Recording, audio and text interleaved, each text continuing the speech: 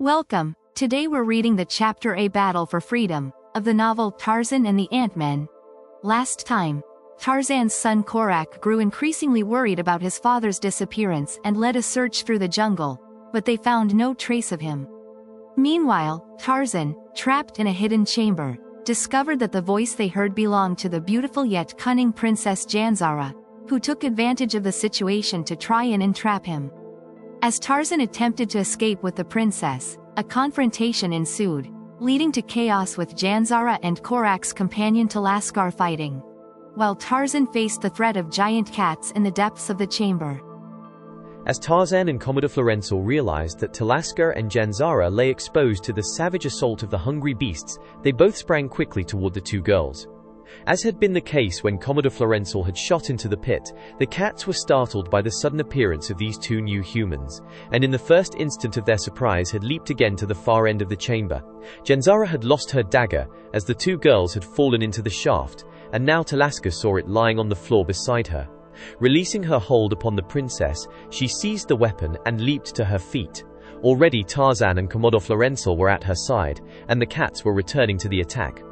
Janzara arose slowly and half bewildered.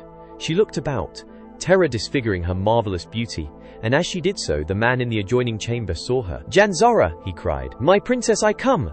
And seizing the bench upon which he had been sitting, and the only thing within the chamber that might be converted into a weapon, he swung wide the gate and leaped into the chamber where the four were now facing the thoroughly infuriated beasts. Both animals, bleeding from many wounds, were mad with pain, rage, and hunger. Screaming and growling, they threw themselves upon the swords of the two men, who had pushed the girls behind them and were backing slowly toward the gate, and then the man with the bench joined Tarzan and Commodore Florenzel, and the three fought back the charges of the infuriated carnivora. The bench proved fully as good a weapon of defense as the swords, and so together the five drew slowly back, until, quite suddenly, and without the slightest warning, both cats leaped quickly to one side and darted behind the party, as though sensing that the women would prove easier prey. One of them came near to closing upon Janzara, had not the man with the bench, imbued apparently with demoniacal fury, leaped upon it with his strange weapon and beaten it back so desperately that it was forced to abandon the princess. Even then the man did not cease to follow it, but, brandishing the bench, pursued it and its fellow with such terrifying cries and prodigious blows that, to escape him, both cats suddenly dodged into the chamber that the man had occupied, and before they could return to the attack, he with the bench had slammed the gate and fastened them upon its opposite side. Then he wheeled and faced the four. "Zoanthrahago!" cried the princess. "Your slave!" replied the noble, dropping to one knee and leaning far back, with outstretched arms. "You have saved my life, Zoanthrahago," said Janzara, "and after all the indignities that I have heaped upon you, how can I reward you?"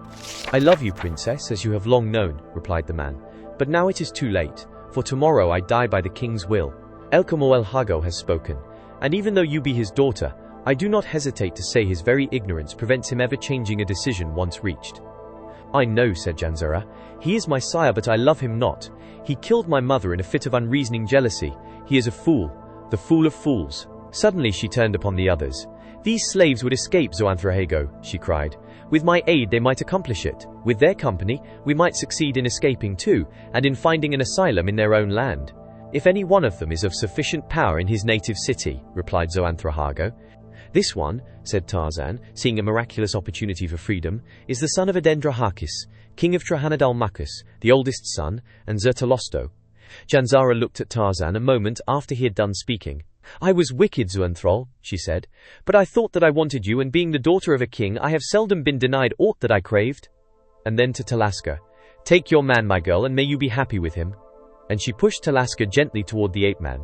But Talaskar drew back. "You are mistaken, Janzara," she said.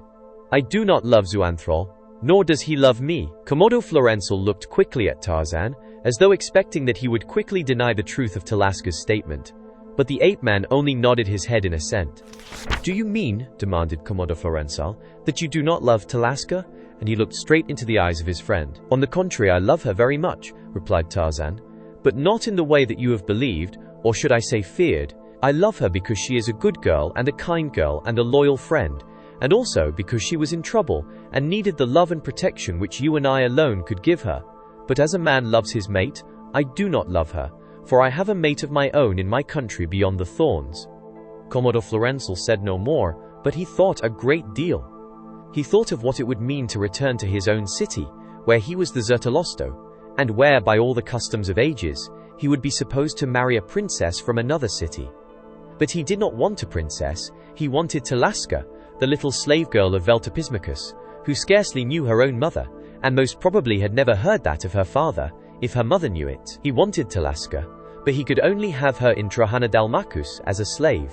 His love for her was real, and so he would not insult her by thinking such a thing as that. If he could not make her his princess, he would not have her at all, and so Commodore Florensal, the son of Adendrahatakis, was sad.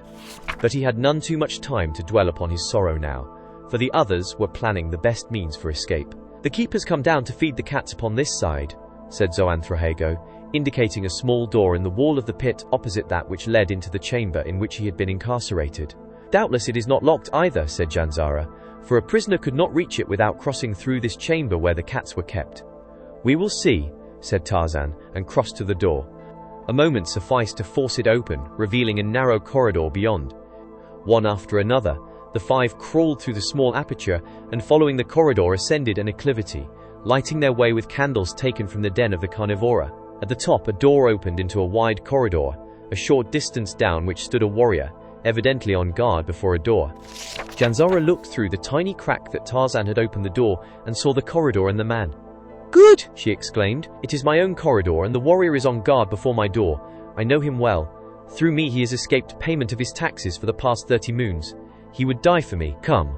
We have nothing to fear." And stepping boldly into the corridor, she approached the sentry, the others following behind her. Until he recognized her, there was danger that the fellow would raise an alarm. But the moment he saw who it was, he was as wax in her hands. "You are blind," she told him. "If the Princess Janzara wishes it," he replied. She told him what she wished: 5 diadettes and some heavy warrior's wraps. He eyed those who were with her, and evidently recognized Zoanthrohago, and guessed who the 2 other men were. "Not only shall I be blind for my princess," he said, "but tomorrow I shall be dead for her." "Fetch 6 diadettes then," said the princess. Then she turned toward Commodore Florensal. "You are Prince Royal of Trojana-Dalmacus?" she asked. "I am," he replied. "And if we show you the way to liberty, you will not enslave us?" "I shall take you to the city as my own slaves and then liberate you," he replied. "It is something that has seldom if ever been done," she mused. "Not in the memory of living man in Veltopismachus. I wonder if your sire will permit it." "The thing is not without precedent," replied Commodore Florensal. "It has been done but rarely, yet it has been done. I think you may feel assured of a friendly welcome at the court of Adendrahakis, where the wisdom of Zoanthrohago will not go unappreciated or unrewarded." It was a long time before the warrior returned with the diadettes. His face was covered with perspiration, and his hands with blood. "I had to fight for them," he said, "and we shall have to fight to use them if we do not hurry. Here, Prince, I brought you weapons," and he handed a sword and dagger to Zoanthrohago. They mounted quickly. It was Tarzan's first experience upon one of the wiry, active, little mounts of the Menunians. But he found the saddle well designed, and the diadette easily controlled. "They will be following me from the king's corridor," explained Orothark, the warrior who had fetched the diadettes. "It would be best, then, to leave by one of the others." "Trojana-Dalmacus is east of Veltopismachus," said Zoanthrohago, "and if we leave by the women's corridor with 2 slaves from Trojana-Dalmacus, they will assume that we are going there. But if we leave by another corridor, they will not be sure, and if they lose even a little time in starting the pursuit, it will give us just that much of an advantage. If we go straight toward Trojana-Dalmacus, we shall almost certainly be overtaken, as the swiftest of diadettes will be used in our pursuit. Our only hope lies in deceiving them as to our route or destination, and to accomplish this I believe that we should leave either by the warrior's corridor or the slave's corridor, cross the hills north of the city, circle far out to the north and east, not turning south until we are well past Trojana-Dalmacus. In this way we can approach that city from the east, while our pursuers are patrolling the country west of Trojana-Dalmacus, to Veltopismachus." "Let us leave by the warrior's corridor then," suggested Janzara. "The trees and shrubbery will conceal us while we pass around to the north of the city," said Commodore Florensal. "We should leave at once," urged Orothark.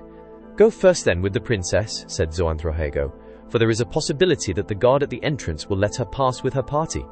We will muffle ourselves well with our warriors' cloaks. Come, lead the way." With Janzara and Orothark ahead, and the others following closely, they moved at a steady trot along the circular corridor toward the warriors' corridor, and it was not until they had turned into the latter that any sign of pursuit developed. Even then, though they heard the voices of men behind them, they hesitated to break into a faster gate, lest they arouse the suspicions of the warriors in the guard room which they must pass near the mouth of the corridor. Never had the warriors' corridor seemed so long to any of the Veltopismacusians in the party as it did this night.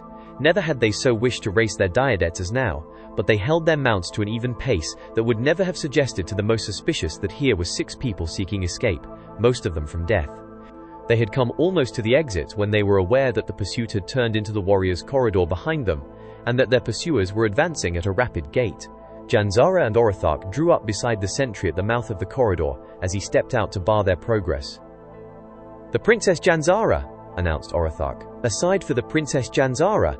The princess threw back the hood of the warrior's cloak she wore, revealing her features, well known to every warrior in the royal dome, and well feared. The fellow hesitated. "Aside, man," cried the princess, "or I ride you down." A great shout arose behind them. Warriors on swiftly galloping diadettes leaped along the corridor toward them. The warriors were shouting something, the sense of which was hidden by the noise, but the sentry was suspicious. "Wait until I call the Novand of the Guard, princess," he cried. "Something is amiss, and I dare let no one pass without authority." "But wait, here he is." And the party turned in their saddles to see a Novand emerging from the door of the guard room, followed by a number of warriors. "Ride!" cried Janzara, and spurred her diadette straight for the single sentry in their path. The others lifted their mounts quickly in pursuit. The sentry went down, striking valiantly with his rapier at the legs and bellies of flying diadettes. The Novand and his men rushed from the guardroom just in time to collide with the pursuers, whom they immediately assumed were belated members of the fleeing party. The brief minutes that these fought, before explanations could be made and understood, gave the fugitives time to pass among the trees to the west side of the city, and, turning north, make for the hills that were dimly visible in the light of a clear but moonless night.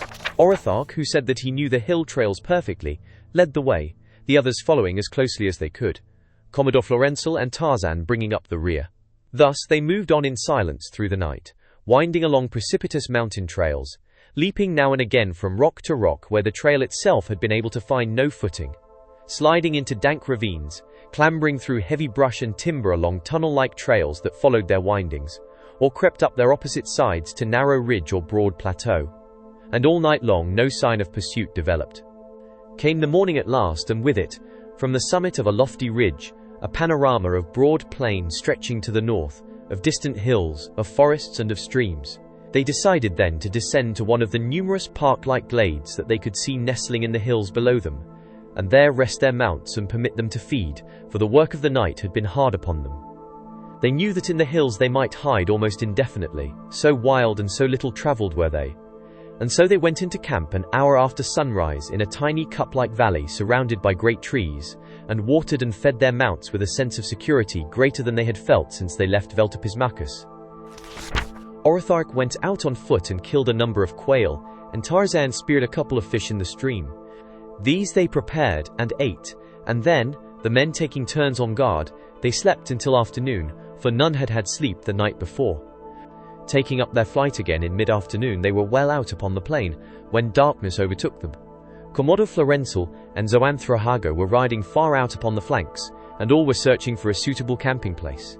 It was Zoanthrahago who found it, and when they all gathered about him, Tarzan saw nothing in the waning light of day that appeared any more like a good camping place than any other spot on the open plain. There was a little clump of trees, but they had passed many such clumps, and there was nothing about this one that seemed to offer any greater security than another. As a matter of fact, to Tarzan it appeared anything but a desirable campsite. There was no water, there was little shelter from the wind, and none from an enemy. But perhaps they were going into the trees. That would be better. He looked up at the lofty branches lovingly. How enormous these trees seemed. He knew them for what they were, and that they were trees of but average size, yet to him now they reared their heads aloft like veritable giants. "I will go in first," he heard Commodore Florenzel say, and turned to learn what he referred to. The other 3 men were standing at the mouth of a large hole, into which they were looking. Tarzan knew that the opening was the mouth of the burrow of a ratel, the African member of the badger family, and he wondered why any of them wished to enter it. Tarzan had never cared for the flesh of the ratel. He stepped over and joined the others, and as he did so he saw Commodore Florenzel crawl into the opening, his drawn sword in his hand. "Why is he doing that?" he asked Zoanthrahago. "To drive out, or kill the Kamban if he is there," replied the prince. giving the Ratel its Menunian name. "And why?" asked Tarzan. "Surely you do not eat its flesh." "No, but we want his home for the night," replied Zoanthraego. "I had forgotten that you are not a Menunian. We will spend the night in the underground chambers of the Camban, safe from the attacks of the cat or the lion. It would be better were we there now. This is a bad hour of the night for Menunians to be abroad on the plain or in the forest, for it is at this hour that the lion hunts." A few minutes later, Commodore Florensaul emerged from the hole. "The Camban is not there," he said. "The burrow is deserted. I found only a snake, which I killed. Go in, Orathark, and Janzara and Talaska will follow you. You have candles?" They had, and one by one they disappeared into the mouth of the hole, until Tarzan, who had asked to remain until last, stood alone in the gathering night gazing at the mouth of the Ratel's burrow, a smile upon his lips. It seemed ridiculous to him that Tarzan of the Apes should ever be contemplating hiding from Numa in the hole of a Ratel, or worse still, hiding from little Scree, the wildcat, and as he stood there smiling, a bulk loomed dimly among the trees. The Diadet, standing near, untethered, snorted and leaped away, and Tarzan wheeled to face the largest lion he ever had seen, a lion that towered over twice the ape-man's height above him. How tremendous, how awe-inspiring Numa appeared to one the size of a Menunian. The lion crouched, its tail extended, the tip moving ever so gently, but the ape-man was not deceived. He guessed what was coming, and even as the great cat sprang, he turned and dove headforemost down the hole of the Ratel, and behind him rattled the loose earth, pushed into the burrow's mouth by Numa as he alighted upon the spot where Tarzan had stood. Did you enjoy today's chapter of Tarzan and the Ant-Man? Why not subscribe and ring the bell?